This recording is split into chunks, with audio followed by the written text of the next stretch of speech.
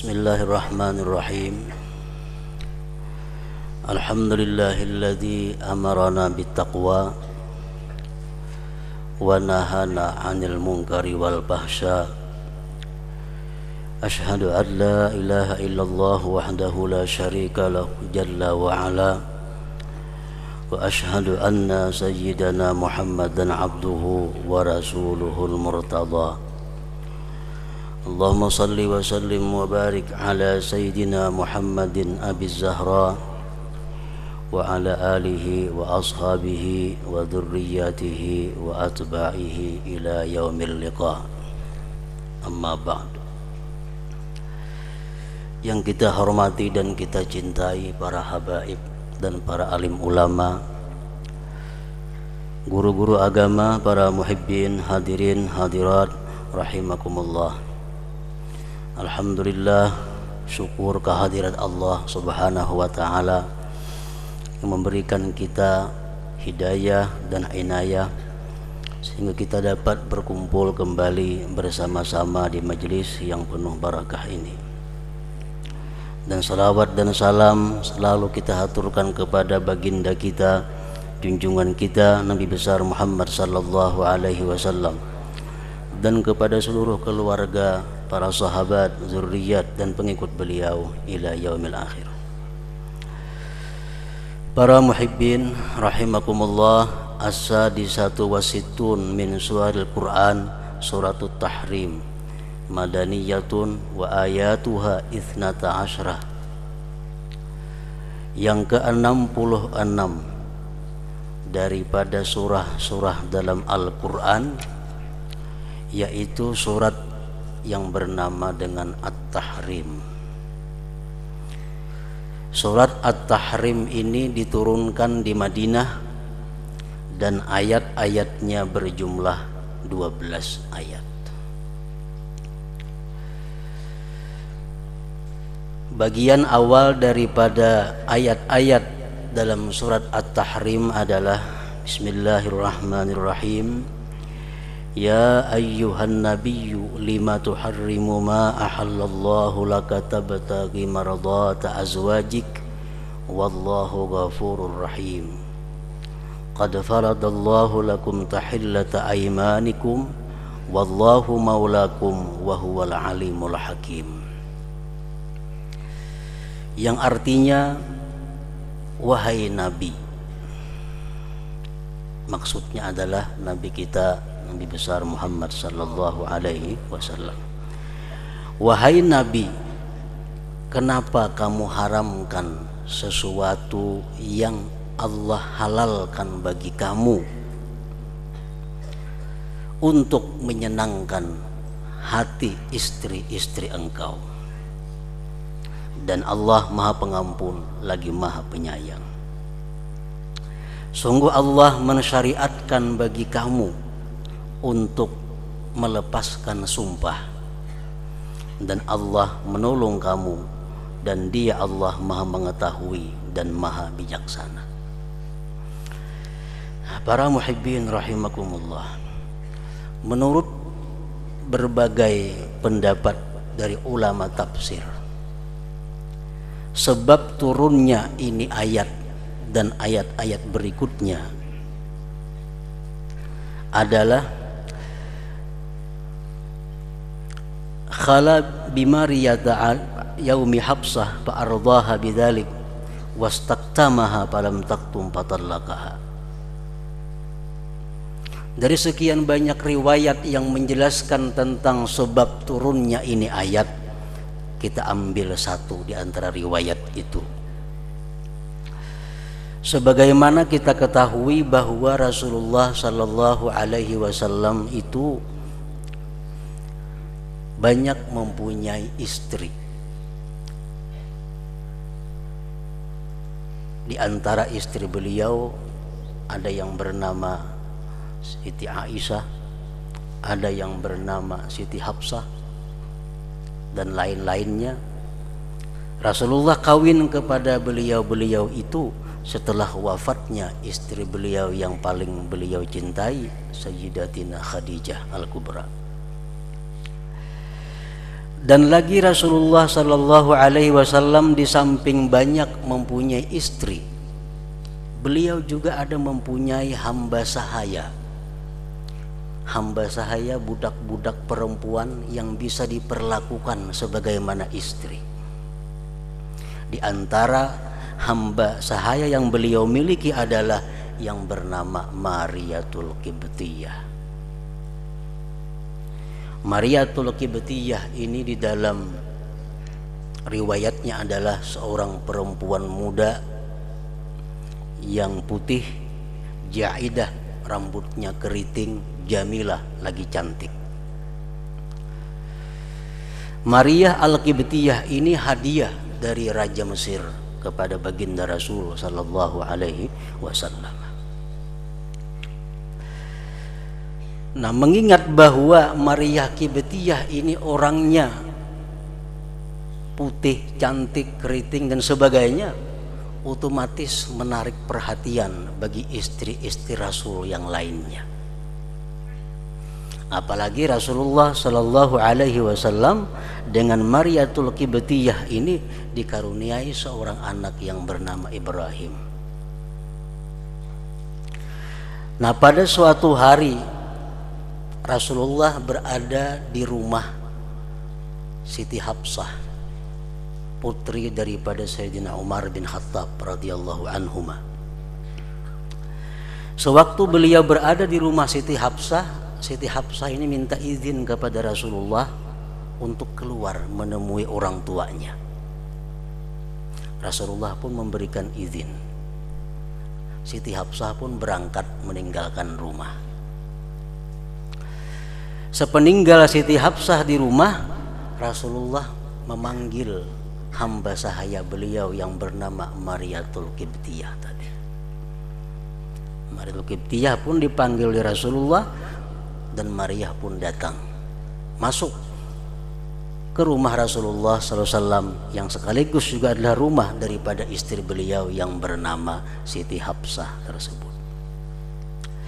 Nah, untuk diketahui bahwa Rasulullah Sallallahu Alaihi Wasallam ini tidak diwajibkan bergiliran dengan istri-istri beliau. Beliau mau hendak guring di mana, menggilir nang mana, itu diberi kebebasan oleh Allah Subhanahu Wa Taala. Itu merupakan khususiyah bagi beliau.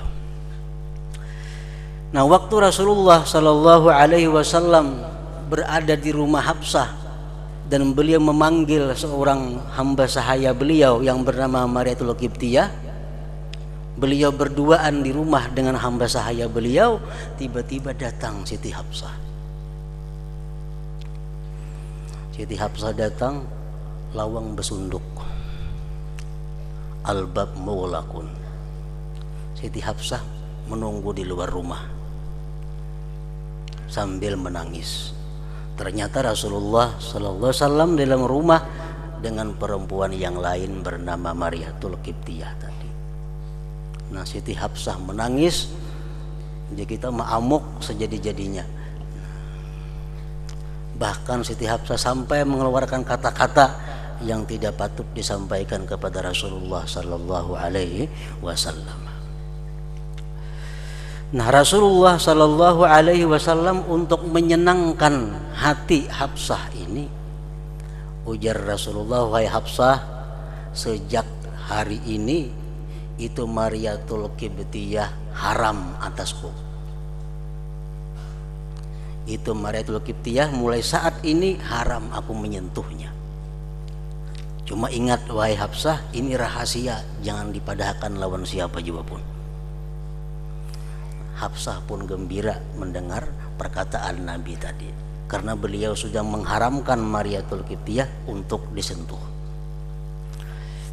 Nah, para muhibbin rahimakumullah, si Hafsah ini rupanya kadakawa menyimpan rahasia bakisah lawan Siti Aisyah. Wahai Aisyah, tadi di rumahku Rasulullah lawan Maria, ku amuk. Akhirnya Rasulullah mengharamkan Maria untuk disentuh beliau.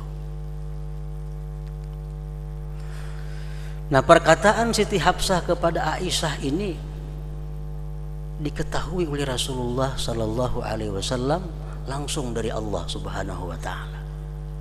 Itu Hafsah membuka rahasia. Akhirnya fatallaqaha, maka Rasulullah pun menceraikan kepada Siti Hafsah tadi.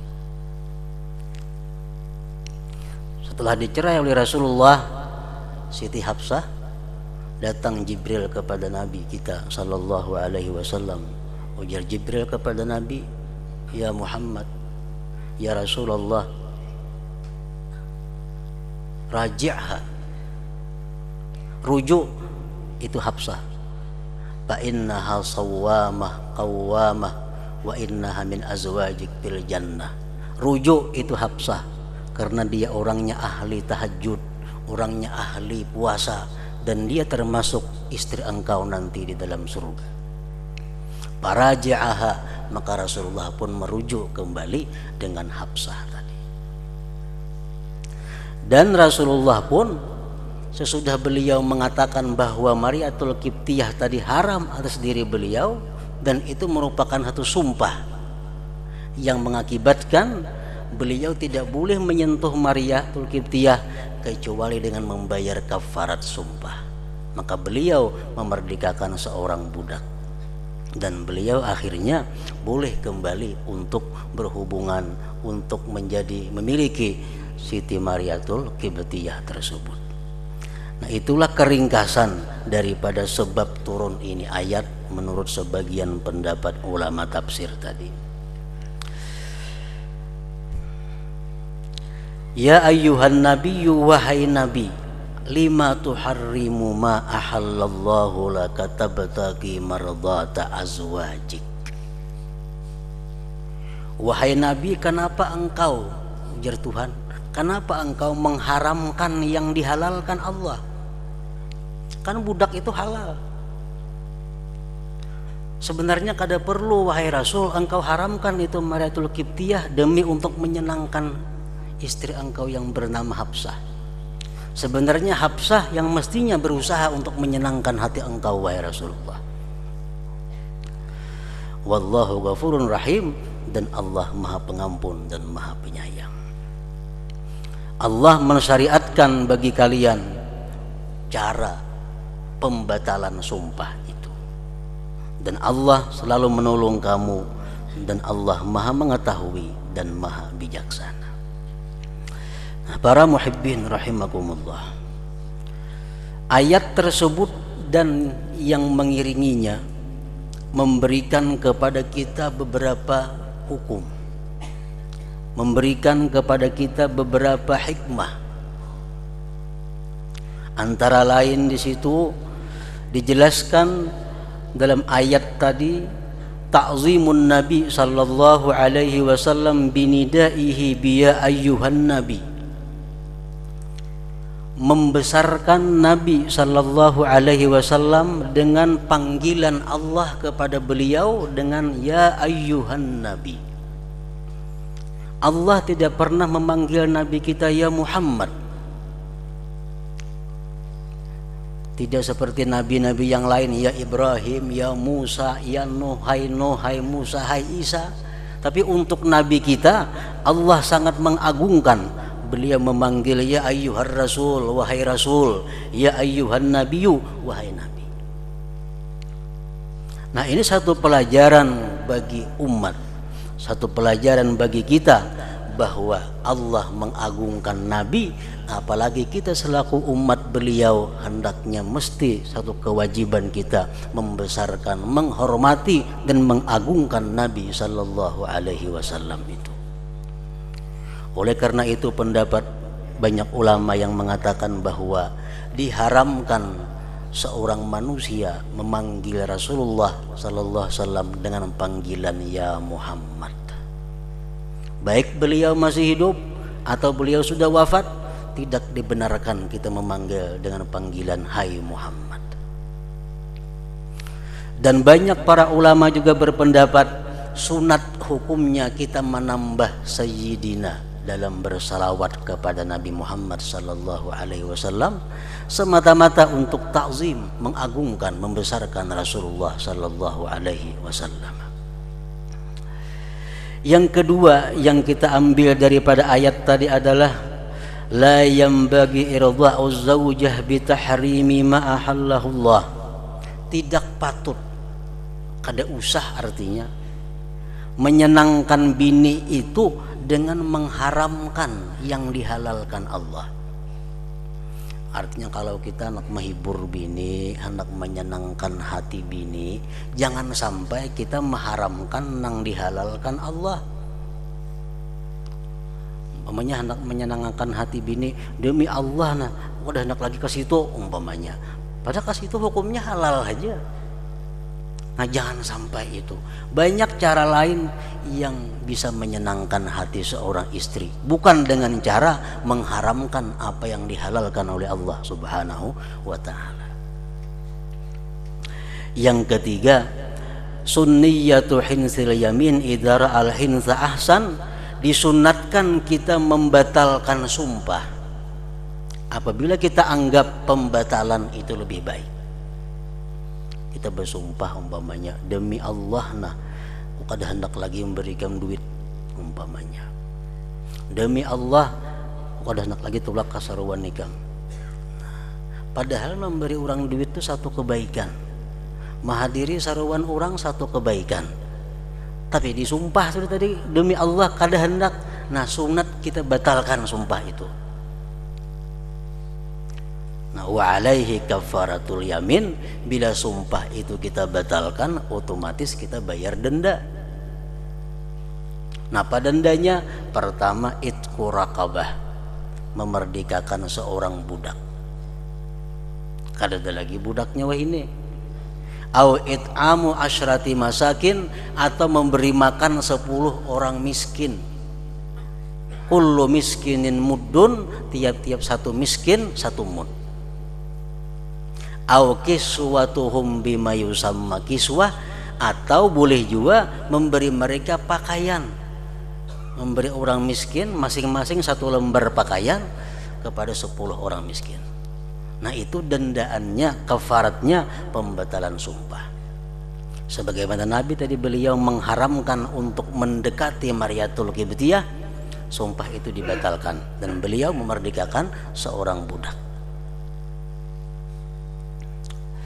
Nah kemudian yang keempat dalam kejadian itu kita ambil bahwa istihqaqut talaq ala zaujati allati la taktumu sirraz zauj, berhak untuk diceraikan, untuk ditalak istri yang tidak bisa menyimpan rahasia suami. Macam Siti Hafsah tadi, ya Nabi ini rahasia yang dikisah-kisahkan ke lain, dikisahkannya. Nah kalau seorang perempuan macam itu, dia berhak untuk ditalak. Artinya kalau kita menalak, menceraikan istri yang kelakuannya seperti itu, kita kada bertentangan dengan hukum Allah, kita kada masuk dalam haram atau makruh. Nah kemudian yang kelima, sunniyatur ruju' idal mutallaqah idza kanat sawwamah qawwamah ta'i'ah. Kita sunat merujuk istri yang dicerai tadi kalau dia orangnya ahli ibadah, ahli puasa, ahli taat kepada Allah Subhanahu wa ta'ala. Nah, para muhibbin rahimakumullah, itulah sebagian riwayat yang menyatakan asbabun nuzul daripada ayat yang kita baca di awal surah At-Tahrim tadi. Para muhibbin rahimakumullah, surat At-Tahrim ini di samping banyak menceritakan tentang kehidupan rumah tangga Rasulullah sallallahu alaihi wasallam, juga memberikan kepada kita petunjuk, memberikan kepada kita nasihat. Antara lain firman Allah Subhanahu wa taala ayat 6 dalam surat At-Tahrim, ya ayyuhalladzina amanu qu anfusakum wa ahlikum nara wa quduhan nasu wal hijarah. Artinya, hai orang-orang yang beriman, pelihara diri kamu, pelihara anak istri kamu daripada api neraka.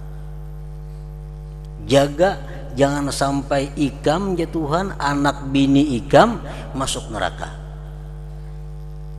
Neraka itu nyalanya terdiri dari manusia-manusia dan batu-batuan. Kalau api kita biasa dinyalakan dari kayu, dari sumbu. Nah kalau neraka itu nyalanya dari manusia-manusia yang kafir dan batu-batuan. Nah, apa yang dimaksud dengan perintah ini? Ini perintah lil wujub, wajib. Artinya wajib setiap orang itu menjaga diri jangan sampai masuk neraka dan menjaga anak bininya jangan sampai masuk neraka. Imam Al-Alusi mengatakan dalam tafsirnya Ruhul Ma'ani, wikayatun nafsi 'anin nar bitarkil ma'asi wa fi'lit ta'at wa wikayatul ahli bihamlihim 'ala dzalik bin nushi wat ta'dib. Memelihara diri dari api neraka itu jalannya dua. Pertama, meninggalkan yang dilarang Allah dan melakukan yang diperintahkan Allah Subhanahu wa ta'ala. Bila kita mampu demikian, berarti kita sudah mengandang diri kita, sudah memberikan perisai diri kita daripada api neraka. Wa wikayatul ahli bihamlihim ala dzalik binushi wat ta'dib, adapun menjaga anak bini keluarga daripada api neraka adalah mendorong mereka, mendesak mereka untuk berbuat taat dan meninggalkan maksiat dengan nasihat dan pendidikan. Kalau kita hanya nang takwa, kita hanya nang beriman bertakwa, kita hanya nang ahli ibadat, tapi kita kada sempat memberi pendidikan kepada anak istri, kada sempat memberikan teguran nasihat kepada anak istri, kita pun masih akan mendapat siksa daripada Allah Subhanahu wa ta'ala. Karena laki-laki bukan hanya wajib takwa, tapi dia wajib menjaga keluarganya agar tidak meninggalkan takwa. Wastudilla biha ala annahu yajibu ala ar-rajul ta'allumu ma yajibu minal faraid wa ta'limuhu lihaula. Hadis atau firman Allah Subhanahu wa ta'ala tadi merupakan dalil wajib atas laki-laki belajar yang wajib daripada keparduan-keparduan dan mengajarkan kepada mereka. Jadi orang yang jadi bapak, orang yang jadi ayah, kewajibannya di samping belajar ilmu tentang keparduan, tentang hukum-hukum Allah, kewajiban lain adalah mengajarkannya kepada ahli, kepada anak dan istrinya. Nah, para muhibbin rahimakumullah, wa fil hadis rahimallahu rajulan qala ya ahla salatakum siyamakum zakatakum miskinakum yatimakum jiranakum la'allallah yajma'ukum ma'ahu fil jannah. Ujar Nabi kita, Allah sayang kepada seorang laki-laki yang dia berkata, wahai keluargaku, wahai anak biniku, jaga sembahyang kamu, jaga puasa kamu, jaga zakat kamu, perhatikan orang-orang miskin di sekitar kamu, perhatikan anak-anak yatim dan jiran tetangga kamu. Allah sayang kepada laki-laki yang seperti itu, dan mudahan Allah mengumpulkan kalian beserta dia di dalam surga nanti. Itu sabda Rasulullah sallallahu alaihi wasallam. Wakila, dan dikatakan, inna asyaddan nas azaban yaumal qiyamah man jahala ahlah, paling bersangatan azab terhadap manusia adalah orang-orang yang menjahilkan keluarganya. Anak kada dilajari sembahyang, anak kada dilajari cara menutup aurat, anak kada dilajari cara puasa, dan kada disuruh pulang belajar ke lain. Nah, ini orang akan mendapatkan siksa yang bersangatan pada hari kiamat nanti. Inna asyaddan nas azaban yaumal qiyamah man jahalal ahlahu. Artinya mun seorang tu kada kabar melajari anak bini, suruh anak bini belajar. Wa fil hadis disebutkan la yalqallah ahadun bidzambin a'zama min jahalati ahli. Tidak berjumpa akan Allah oleh seseorang dengan dosa yang lebih besar daripada kejahilan keluarganya. Dosa paling besar adalah kita membiarkan kebodohan agama kepada anak istri kita.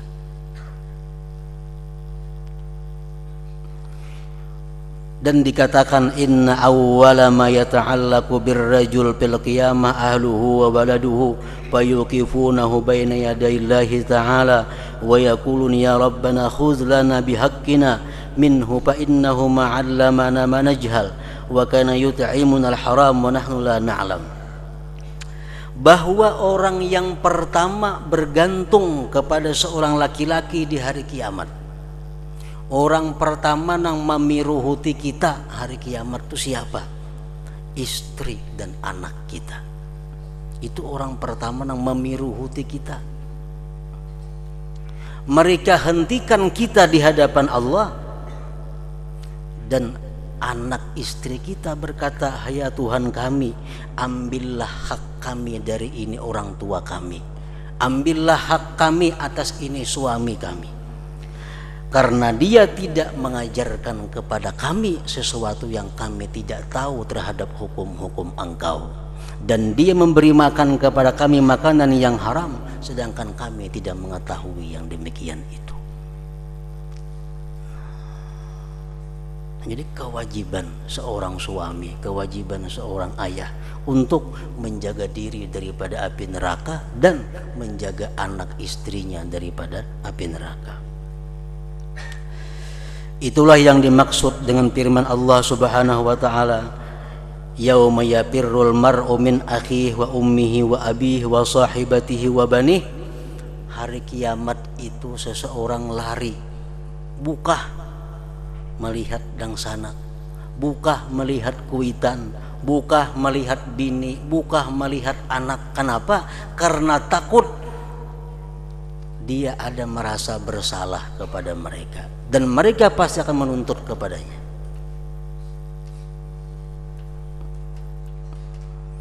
Para muhibbin rahimakumullah. Jadi kewajiban kita mendidik, kewajiban kita amar ma'ruf nahi munkar kepada keluarga kita. Ini bini dilihat pakaiannya kayak apa, pergaulannya kayak apa, pemandirannya kayak apa. Bila kita tahu ada nang kada baik, kita berdiam diri, kita kada menagur, kita dapat securit pahalanya, jaka pahala.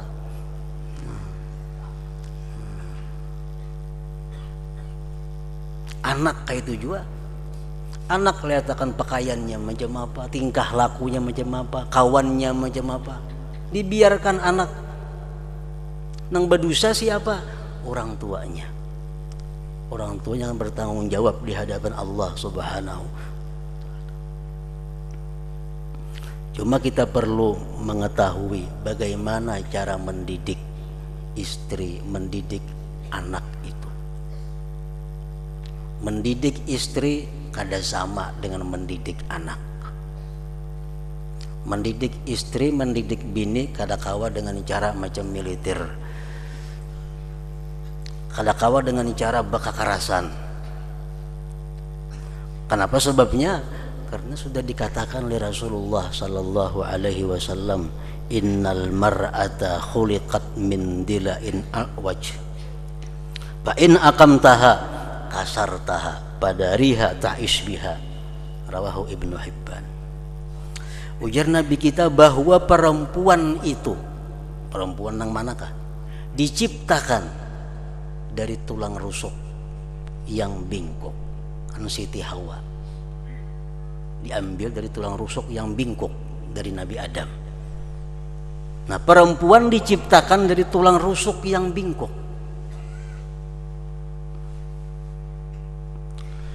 Fa'in aqamtaha kasartaha, jika engkau luruskan dia, berarti engkau pecahkan dia. Artinya apa? Kalau kita didik bakakarasan antara dua, bila kada cerai keputingannya berpisahan atau ditinggalkannya.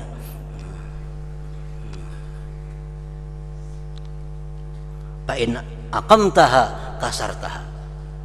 Jika kamu luruskan tulang rusuk yang bingkuk itu, kasartaha, engkau pecahkan dia. Lalu kayak apa caranya? Pada riha ta'ish biha, kata Rasulullah. Perlahanlah dengan mereka, terapi dengan mereka secara perlahan, sedikit demi sedikit, untuk merubah sifat akhlak yang kada baik dari perempuan itu. Pada riha ta'ish biha, niscaya engkau bisa hidup dengan mereka itu perempuan tadi. Nah, para muhibbin rahimakumullah. Nah, dengan demikian bahwa kita mesti melihat kembali, kita menengok kembali, memikirkan kembali tentang tugas kita selaku suami, selaku orang tua terhadap istri kita, terhadap anak kita. Apakah sudah kita pernah menegur istri, menegur bini nang pakaiannya kurang beres? Sudah pernahkah kita menegur bini nang pergaulannya kurang beres? Sudahkah pernah kita menegur bini segala macam nang kada baiknya? Nah, bila kita belum pernah, berarti kita sama halnya dengan mencelakakan diri kita sendiri.